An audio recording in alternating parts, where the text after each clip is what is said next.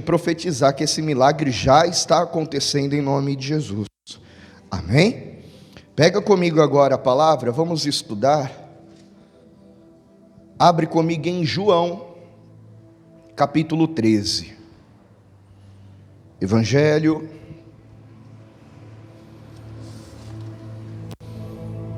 escrito por João, capítulo 13.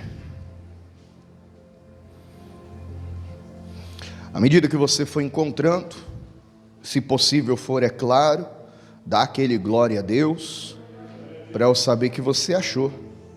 João capítulo 13,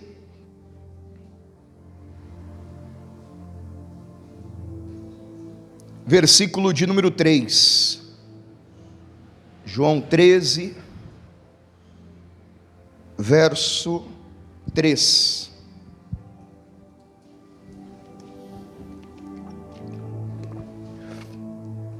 Quem achou, diga amém. Jesus, sabendo que o Pai tinha depositado nas suas mãos todas as coisas, e que havia saído de Deus, e que ia para Deus, levantou-se da ceia, tirou as vestes, e tomando uma toalha, cingiu-se. Depois pôs água numa bacia e começou a lavar aos pés dos seus discípulos e a enxugar-lhes com a toalha com que estava cingido. Aproximou-se, pois, de Simão Pedro, que lhe disse: Senhor, tu lavas-me os pés a mim? Respondeu Jesus e disse-lhe: o que eu faço, não o sabes tu agora, mas tu o saberás depois. E é sobre isso que eu quero conversar com você aqui hoje. Vou repetir as palavras de Jesus: o que eu faço, não o sabes tu agora, mas tu o saberás depois. Vou ler mais uma vez e peço que você declare após mim bem alto e bem forte. Vamos lá? O que eu faço, não o sabes tu agora, mas tu saberás depois. Você acredita que Jesus Cristo respondeu assim para o discípulo Pedro? E que em alguns momentos nós também não sabemos, não entendemos, não compreendemos o que Deus está fazendo naquela hora. Mas depois, seja agora ou no século vindouro, depois ele vai montar esse quebra-cabeça que está aí na sua cabeça. Depois ele vai encaixar cada peça no seu devido lugar, e nós vamos ficar maravilhados, porque em todo tempo, o tempo todo, Deus é bom. Em todo tempo, o tempo todo, Deus está no controle da sua vida. Você acredita que através dessa palavra o Espírito Santo quer, pode e vai ministrar o meu e o seu coração hoje aqui?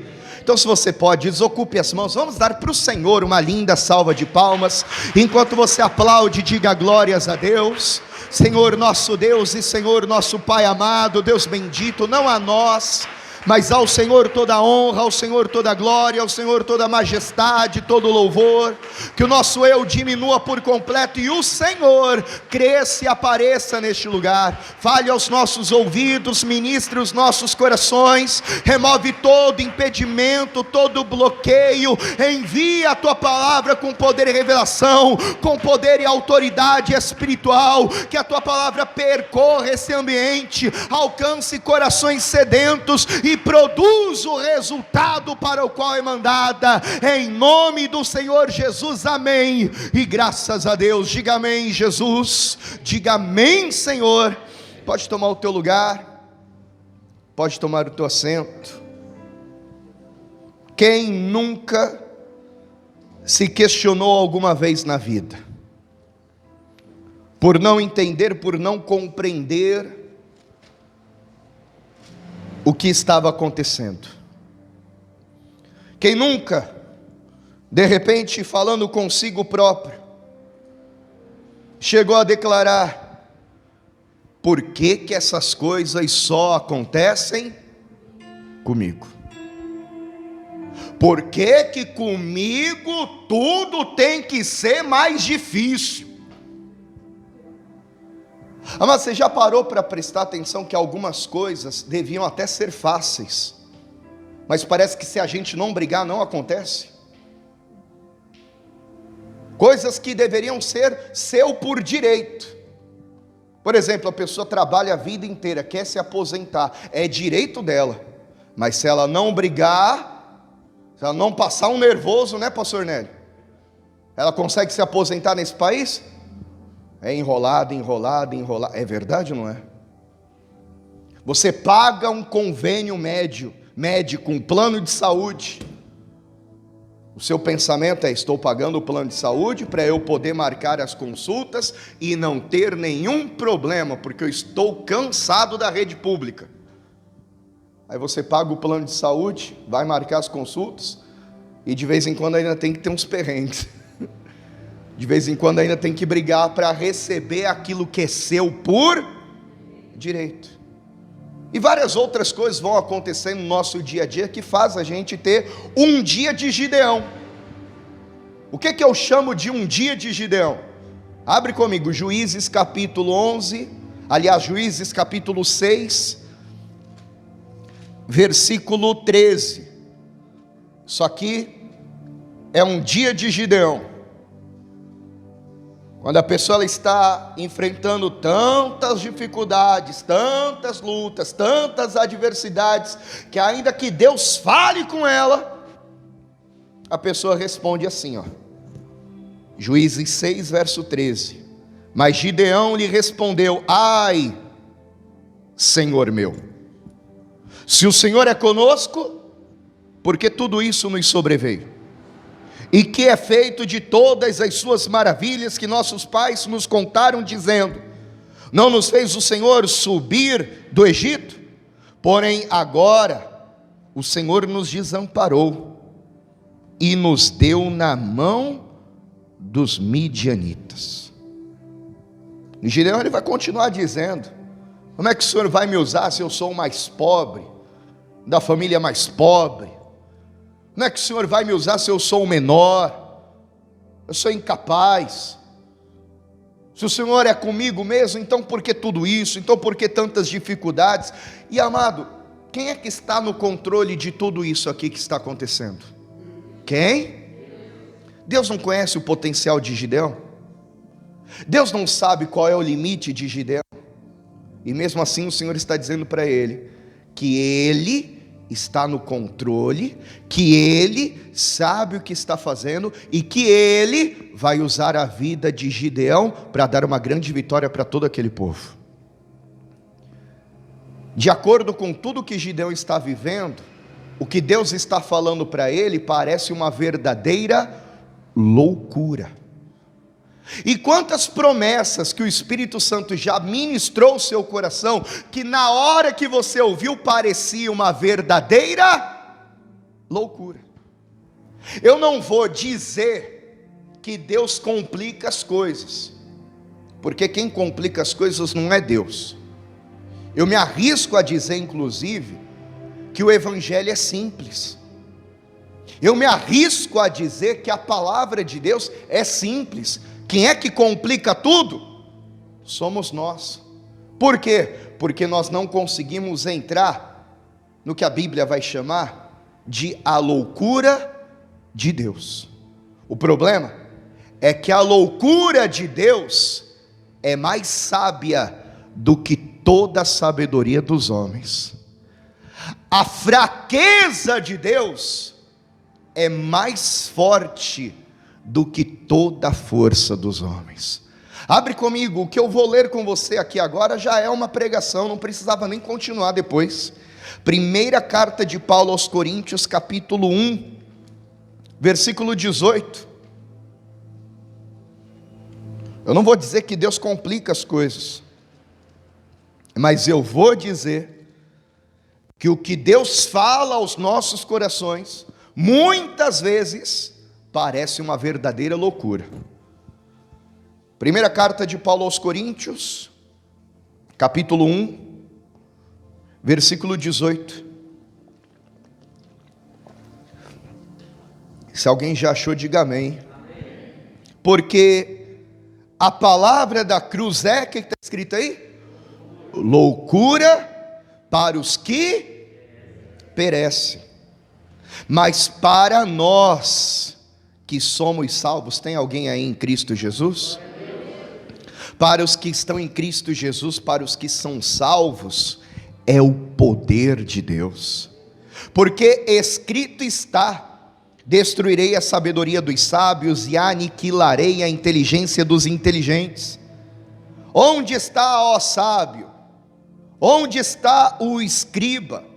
Onde está o inquiridor deste século? Porventura não tornou Deus louca a sabedoria deste mundo? Visto como na sabedoria de Deus o mundo não conheceu a Deus pela sua sabedoria, aprove a Deus salvar os crentes pela loucura da, diga comigo, loucura da pregação. Porque os judeus pedem sinal. Os judeus pedem o quê? Sinais. Os gregos, eles querem explicações, eles querem entender o porquê das coisas, eles buscam sabedoria. Mas nós pregamos a Cristo crucificado, que é escândalo para os judeus e loucura para os gregos. Mas para os que são chamados, e eu quero acreditar que cada pessoa que está recebendo esta palavra, está recebendo porque foi chamada, escolhida e separada pelo Senhor. Mas para os que são chamados, tanto judeus como gregos, lhes pregamos a Cristo, poder de Deus e sabedoria de Deus, porque a loucura de Deus é mais sábia do que os homens, e a fraqueza de Deus é mais forte do que os homens. Alguém pode dar um glória a Deus por isso? Você vê que os judeus, eles queriam sinais, mas aí eu me pergunto e repito para você: quantos sinais Jesus fez? E eles acreditaram? A mensagem da cruz: Jesus morre na cruz, ressuscita ao terceiro dia, é dado o testemunho, e os judeus acreditaram? Jesus com 12 anos já pregava, e as pessoas se admiravam da sua sabedoria, e os gregos acreditavam? Você está entendendo isso? Às vezes você quer que a sua família te entenda. Desculpa, se eles não forem espirituais, eles não vão te entender. Se a sua visão espiritual não tiver sido aberta, eles não vão compreender porque você é fiel, porque você quer se batizar nas águas, porque você acorda na madrugada nesse frio violento para orar, porque que você não falta numa reunião na igreja, por que você sai por aí dizendo que Jesus é bom? Eles não vão entender. Por mais que você dê sinais, por mais que você tenha argumento, ainda são cegos espiritualmente falando, são surdos espiritualmente falando, porque você só consegue compreender a maravilha desse evangelho quando você entra na loucura da fé, quando você entra na loucura de Deus. Quantos aqui no passado liam a palavra e não entendiam nada? Tem alguém aqui que lia e não entendia nada? Pastor, hoje eu leio e não entendo muito não, mas pelo menos alguma coisinha já começa a pegar, é ou não é? Alguma coisinha você vai lendo hoje, olha, as fichas vão caindo, o Espírito Santo vai revelando, você vai compreendendo, você vai ligando uma palavra com a outra. Mas antigamente nada fazia sentido algum. Por quê? Porque nós ainda não havíamos entrado nessa loucura da pregação. A falta de fé na época de Jesus fez com que os próprios religiosos não compreendessem tudo o que Jesus estava fazendo. Abre comigo em João capítulo 10. João capítulo 10. Versículo de número 19.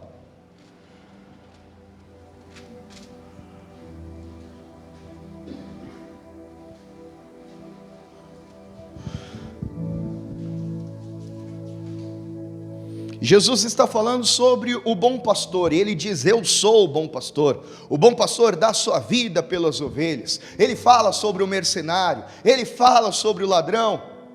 E então no verso 19, está escrito assim: tornou, pois, a haver divisão entre os judeus por causa dessas palavras. Jesus havia acabado de ministrar, só que o povo não entendeu. E isso está causando divisão, e muitos deles diziam: tem demônio e está fora de si. Por que o ouvis?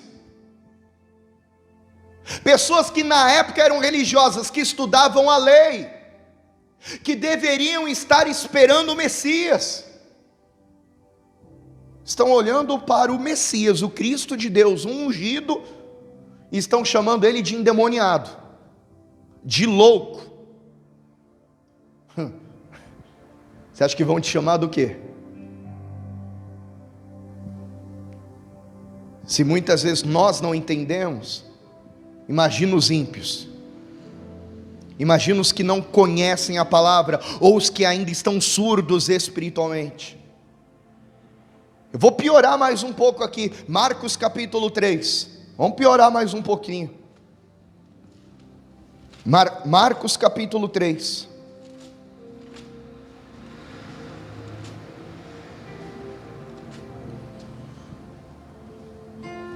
versículo 20.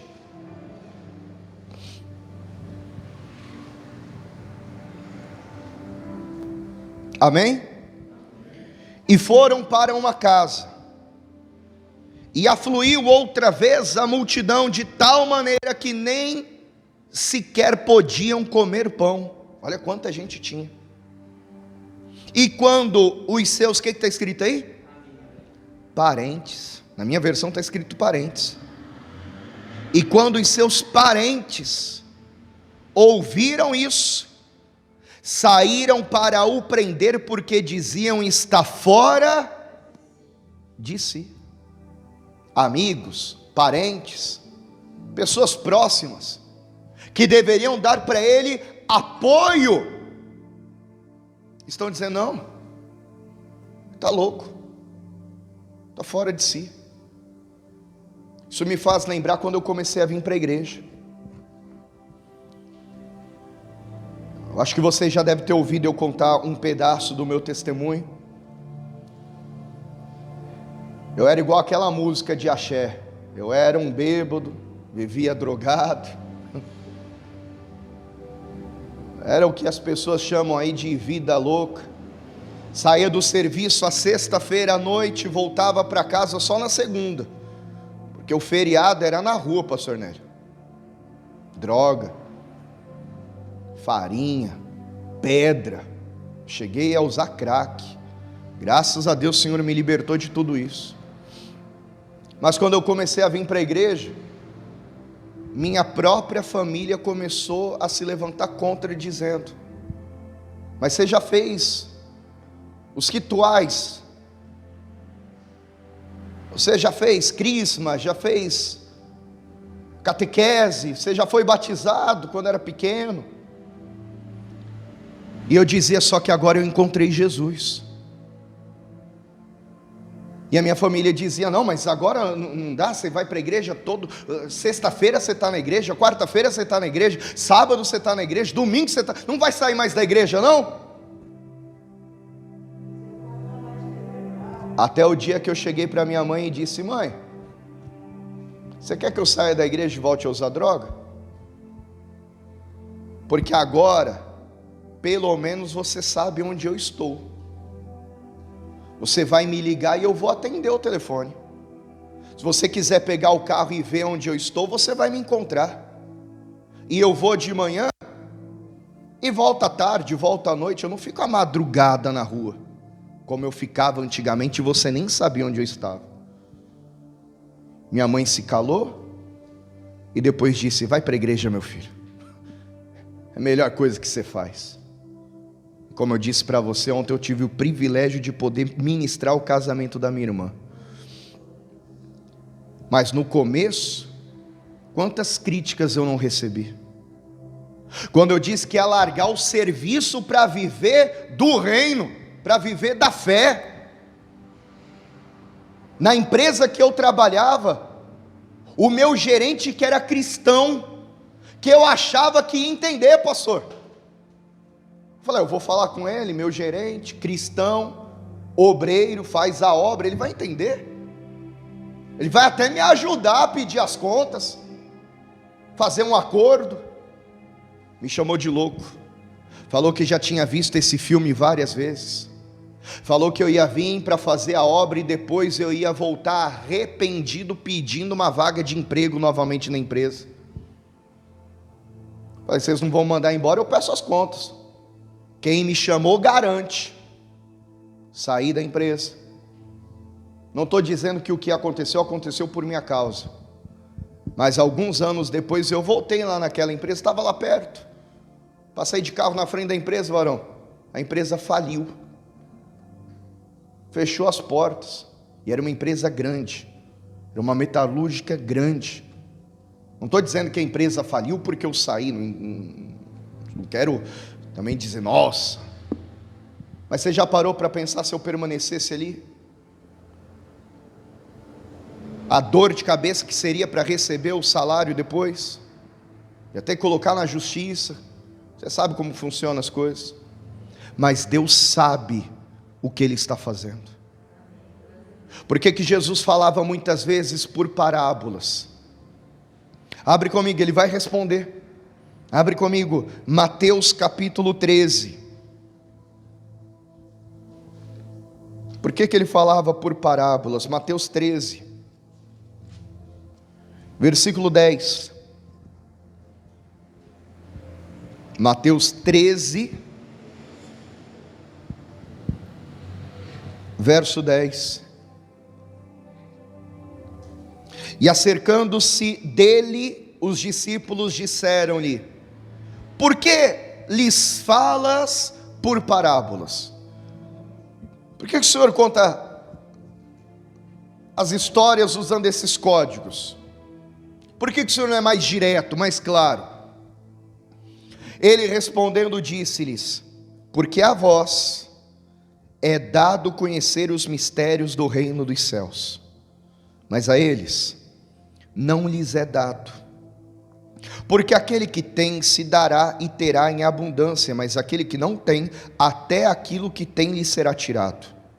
Por isso lhes falo por parábolas, porque eles vendo não veem, e ouvindo não ouvem nem compreendem.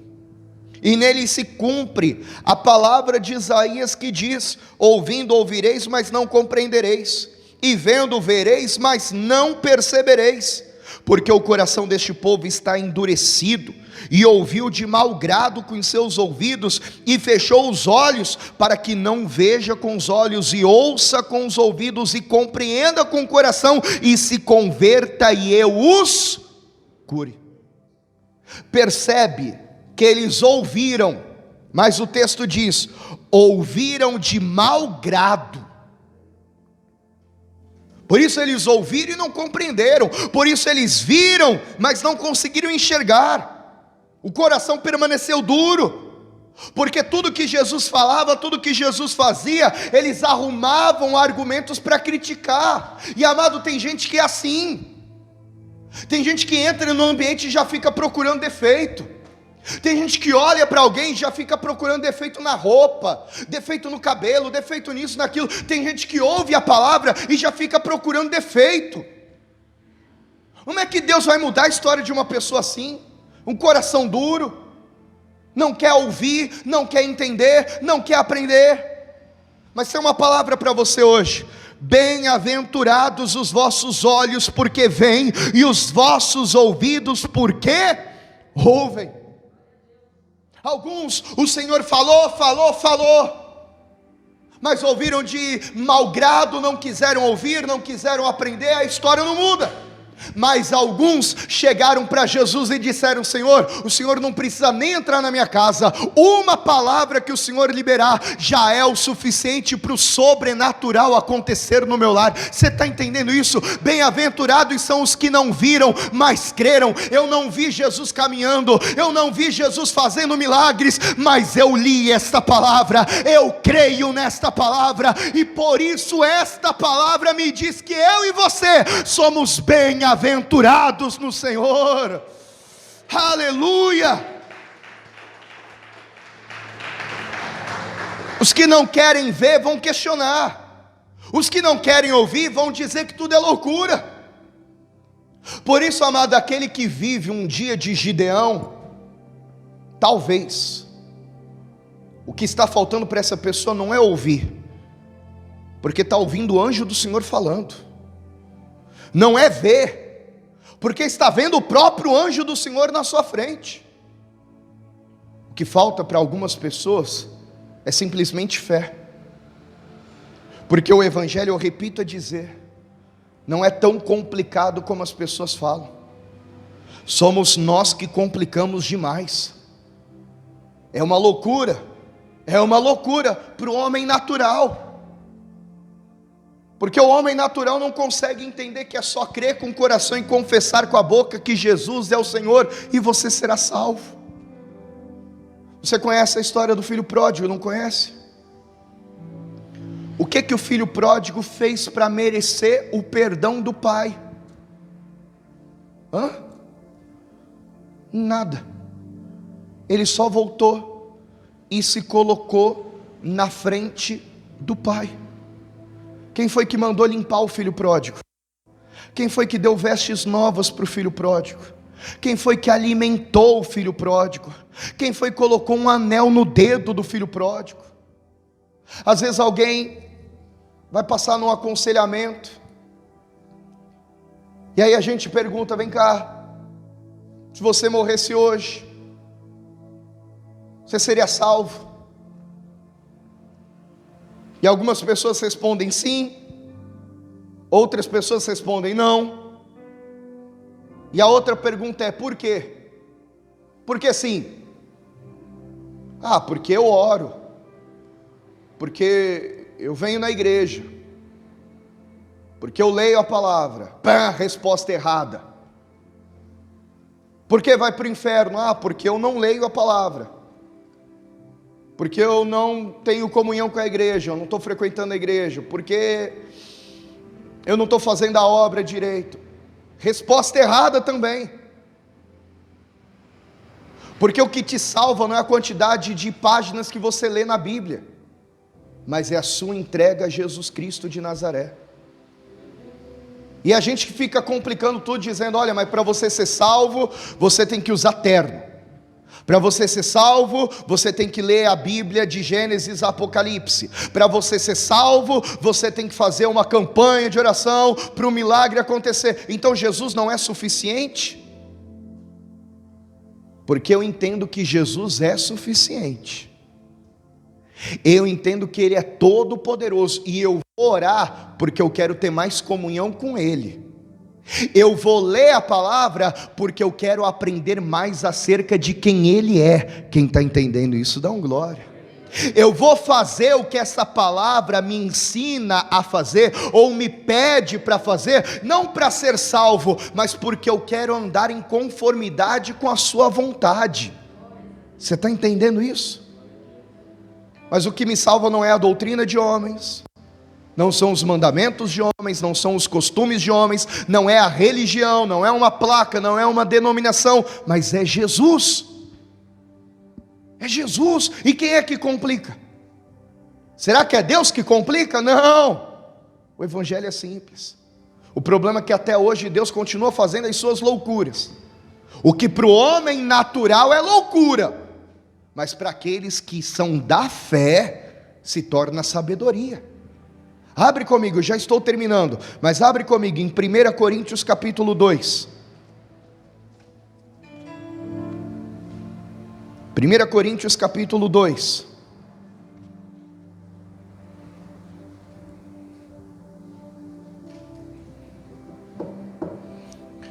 Versículo 14.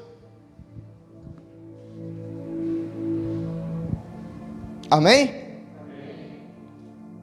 Ora, o homem natural não compreende as coisas do Espírito de Deus, porque lhe parecem loucura, e não pode entendê-las, porque elas se discernem espiritualmente. Mas o que é espiritual discerne bem tudo, e ele de ninguém é discernido.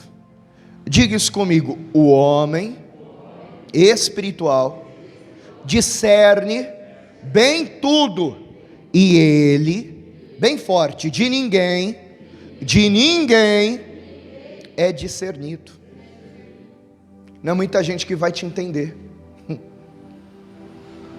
não é muita gente que vai compreender a fé que você tem. Tem alguns assuntos que não adianta você querer falar com qualquer pessoa, porque elas não vão entender. Eu vou me batizar. Nem todo mundo entende porque você quer se batizar. Eu vou fazer a obra. Nem todo mundo entende porque você quer fazer a obra. Eu vou ser fiel. Nem todo mundo entende porque você é fiel. Eu vou me guardar, eu vou me santificar, eu só vou ter intimidade depois do casamento. Ninguém entende, nem todo mundo entende porque você quer se santificar, porque você quer se guardar. Eu vou fazer um jejum, eu vou ficar 21 dias sem comer carne. Não é todo mundo que entende. Eu vou ficar um dia inteiro em jejum, em consagração. Não é todo mundo que compreende. Você está pegando isso?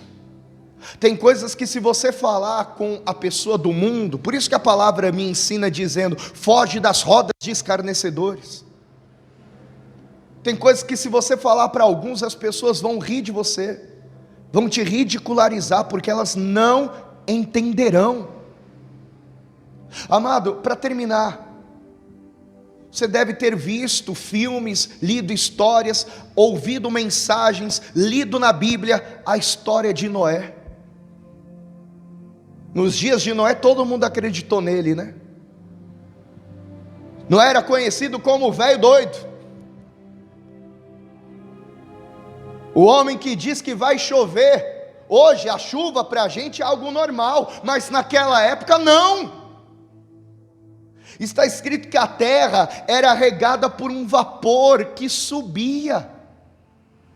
Alguém chega e diz assim: vai chover. Mas o que é chuva, Noé? Eu nunca vi. O que é chuva?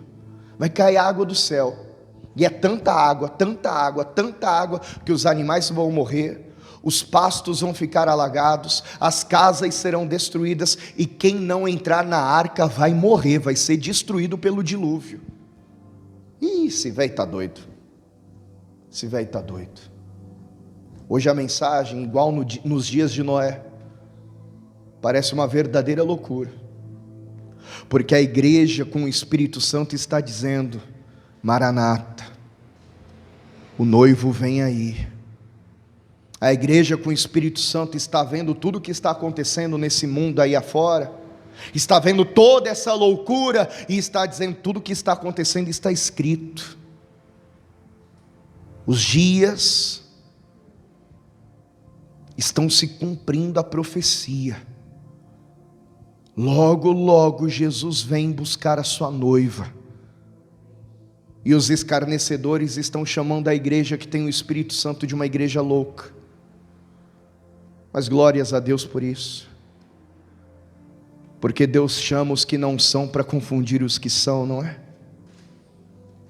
Deus usa as coisas que são loucas deste mundo para confundir os que são sábios. Entra nessa loucura que é o Evangelho.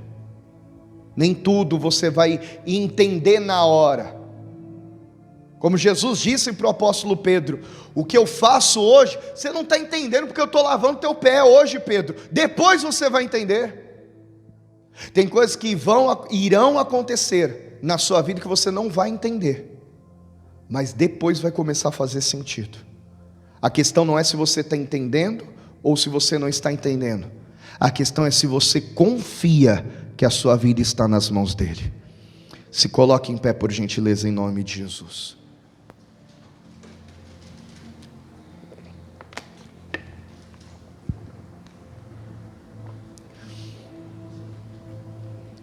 No livro das Crônicas está escrito: creia no Senhor vosso Deus e estareis seguros. Creia nos seus profetas e prosperareis. É claro que a palavra também diz que nós temos que avaliar a profecia. Nós temos que avaliar a palavra que está sendo liberada para ver se essa palavra está vindo de Deus mesmo ou não. Mas eu quero dizer isso para você hoje: creia em Deus, e mesmo que o mundo esteja em um caos, você vai estar seguro. Creia na palavra de Deus, e ainda que o mundo esteja um caos, você será uma pessoa bem-sucedida. Feche os teus olhos nessa hora, eleva os teus pensamentos até o trono dele. Se você veio buscar mais dele, essa é a hora. Esse é o momento de dizer para ele: Senhor, nem tudo eu entendo, nem tudo eu compreendo, mas a minha confiança está em ti.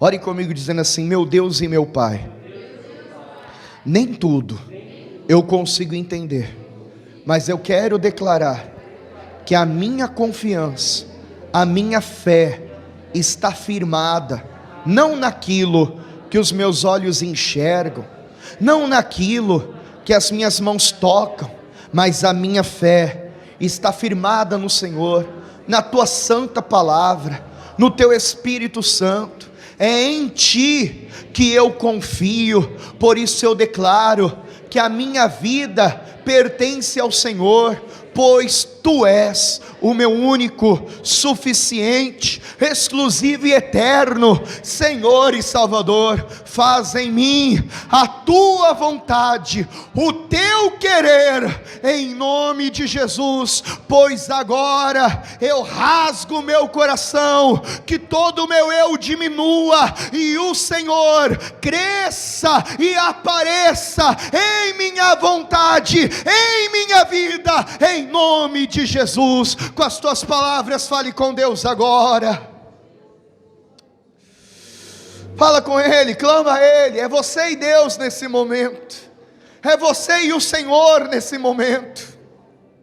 Senhor, Deus Pai amado, Deus bendito, Deus santo, nós queremos declarar que a nossa confiança não está em carros, cavalos, não está no que nós vemos na televisão, nas explicações dos livros, em aulas de teologia. A nossa confiança está em Ti, a nossa confiança está na Tua santa palavra, e é por isso que hoje nós estamos aqui, buscando mais do Teu Espírito, buscando mais da Tua presença, pois é o Teu Espírito que vai trazer uma direção para a nossa vida. É a tua palavra que será lâmpada para os nossos pés. Então ilumina agora a vida deste homem, guia os caminhos dessa mulher, arranca toda a preocupação, todo o desespero, todo o sentimento perturbador, toda a confusão na alma, toda a confusão na mente, e enche o nosso coração com a tua presença, pois é a tua presença que nos dá segurança e confiança para continuar marchando, continuar caminhando, atravessar o mar vermelho, passar por desertos, enfrentar vales, alcançar a terra da promessa. Eu não tenho dúvidas, como foi dito hoje aqui, o Senhor separou, o Senhor chamou esse homem, o Senhor separou essa mulher com um propósito grandioso.